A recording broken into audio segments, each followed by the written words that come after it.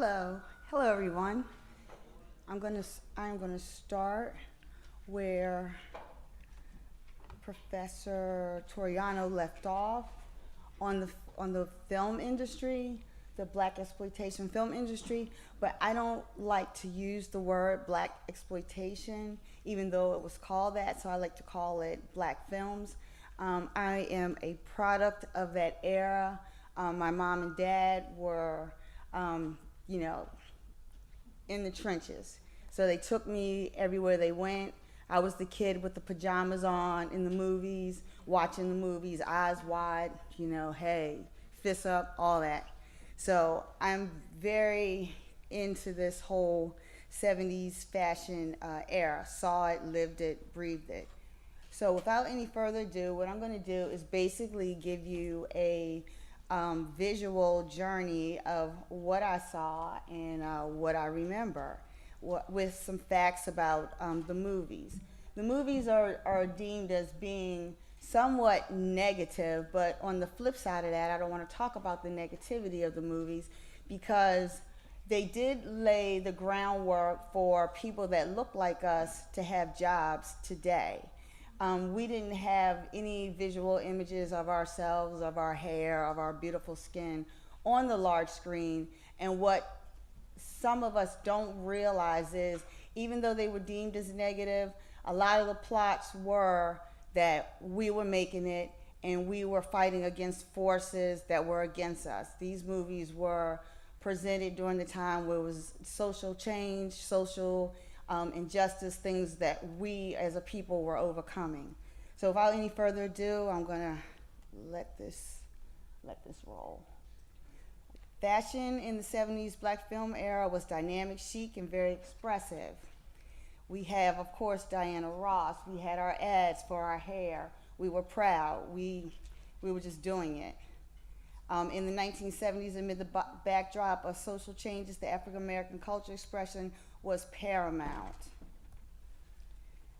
The use of fashion by the civil rights and black power movements of the 60s and 70s was a powerful means of altering America's consciousness and implementing African American elements into American society and popular culture. For the first time in America, popular culture, black was beautiful. Fashion was a visual means of communication like it had never been before. Black libertarianists were extremely effective in using these elements of fashion to express their discontent with their situation and to show America that they were proud of their heritage, whether white society felt they should be or not. There you have it.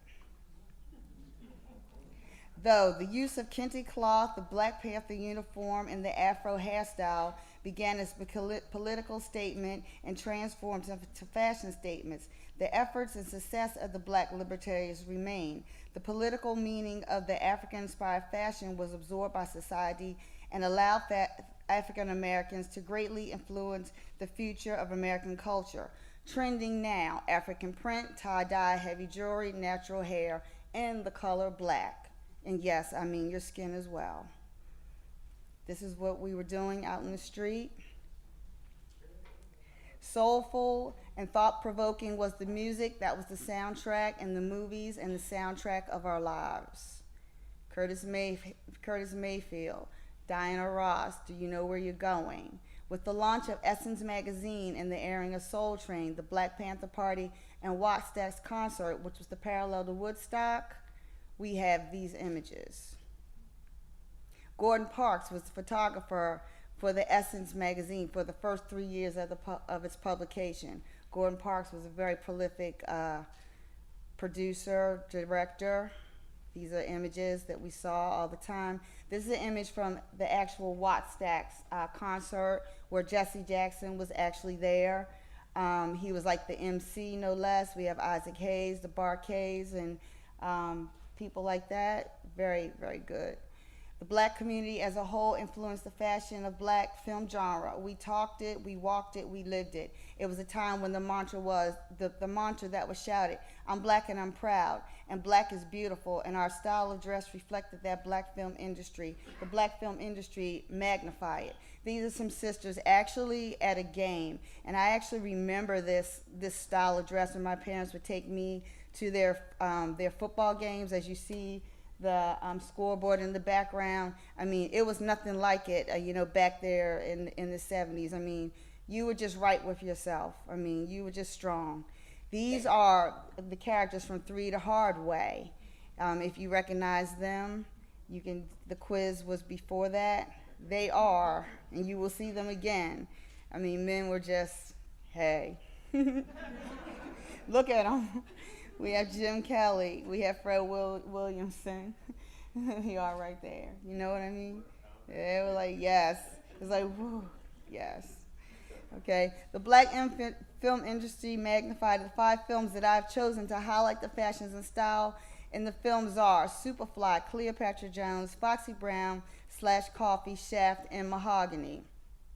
The definition of superfly adjective, clothing or person's appearance ostentatiously fashionable. Origin 1970, the adjective super plus fly, the noun from the name of a character in black exploitation films.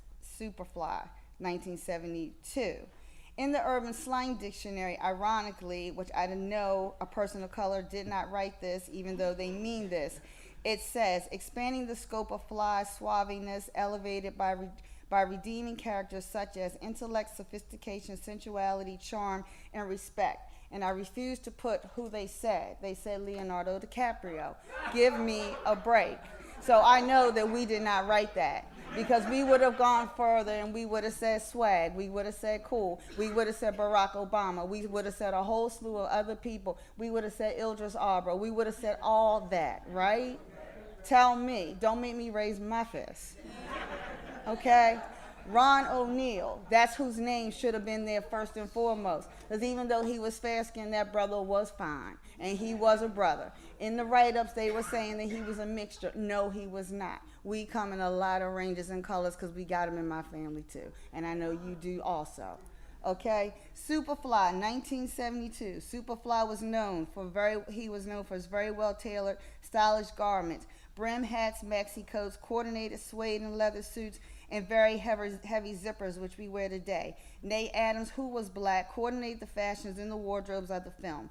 The clothing in the movie set the bar for suave on a major way. Women in the film are also dressed in tailored pantsuits, overcoats with fur trimmings, assorted jumpsuits, bright colored blouses, and turtlenecks, which we are wearing today. Currently trending, anything fly. Leather, suede, chic, sports attire, heavy zipper, tailored outerwear. And one thing about this movie, this is the movie that led most of the major protests against black films, because he was a pimp, and the whole 9 yards. But what they refused to look at was, this was a man that was trying to get up out the game, not continue the game. And it was also based off a true story. The man Scatter was actually a man that actually lived and was doing great for his community, trying to get out of the game. All right, here's some of the artwork during the time. I put this picture in here because this is one of the images that's playing during the song that comes on, Freddie's Dead. But I love this image because you see his very handsome face in the rearview mirror, but it's like, looking ahead, but looking what's in the back, in the past. Like, let's keep it moving. That's why I put it there. Very, very nice looking man. That's Sheila Fraser, beautiful sister. She was a model. This is some of the maxi coats and the patterns and things that were there. Very wide lapels, suedes, leathers, very well tailored, heavy zippers, turtlenecks. Other fly brothers with their maxi coats. We have the other brothers on the street with the casual wear with the short jackets. See that? Colors, hair, fur. All right, so we get to Pam Grier. Coffee was a movie that she made, but Foxy Brown, she's really known for Foxy Brown because Foxy Brown, that name just like really suits her and is stuck. Pam Grier, she has become the cultural icon of beauty. Her character style is known for perfectly fitting jeans and blouses, jumpsuits, boots, hoops, earrings, and a soft afro.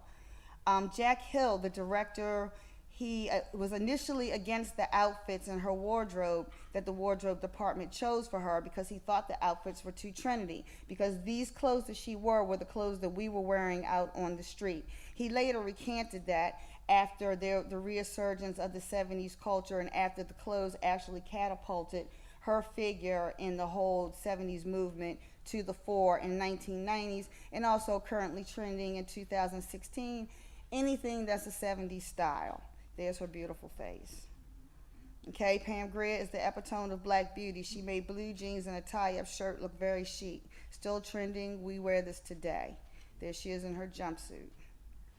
Okay, Foxy Brown, tie-up boots. Cleopatra Jones, one of my personal favorites because she's a home girl. She came from Baltimore, Maryland. She stood 6'2".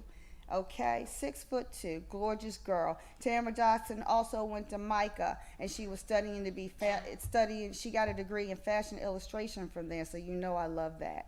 She wore fabulous spurs and denoted her style. She wore colorful outfits, large earrings, various hats and wraps. Her male counterparts wore assorted buttery leathers and suedes and things of that nature. Her outfits were also from the Black Panther garb as well. Currently trending now, jeans in Macy's, patchwork jeans are $300. Okay, there she is.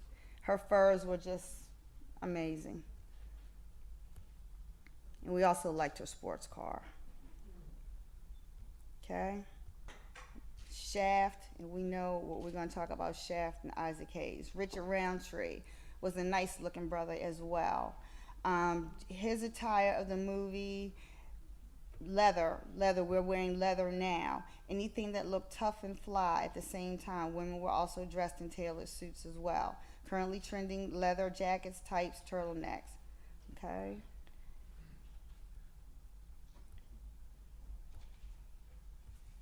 Let me hurry this up. Mahogany. This is the last one, and I'm rushing a little bit because I know I'm getting pressed for time.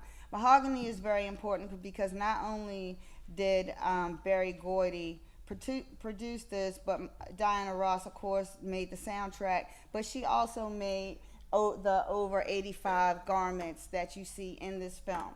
She was not satisfied with the way the designer was going in the direction. She was pregnant at the time, saw it, and just like any sister would, she tore it all up and made her own. Okay? Isn't that interesting? That is a fun fact. Yeah, that is absolutely the truth. Currently, she's setting the standard. Anything that's glamorous, anything with sequins, okay? All right, so there you have it. There she is sewing. There's in the movie, her name actually was Tracy, and you know her daughter's name is Tracy, right? So did she have something to do with that? I think she did. Okay. So I'm going to speed this up. And let's not forget that we had the very nice looking Billy D. Williams in this movie as well. Here she is with her sequence. So thank you. So in the next couple of slides, you're going to see just a mashup of some of my wonderful students and elite models that are going to come down and model after we go through this real quick, who posed for me throughout the semester, putting on 70s clothes. And a lot of these photos were shot with my iPhone. So I'm going to go through this real quick because they indulged me and they just did it.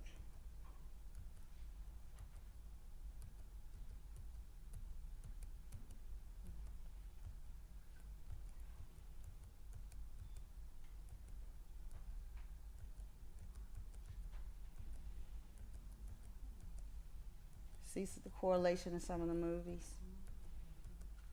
Okay, there you are. So thank you for your time. So I have my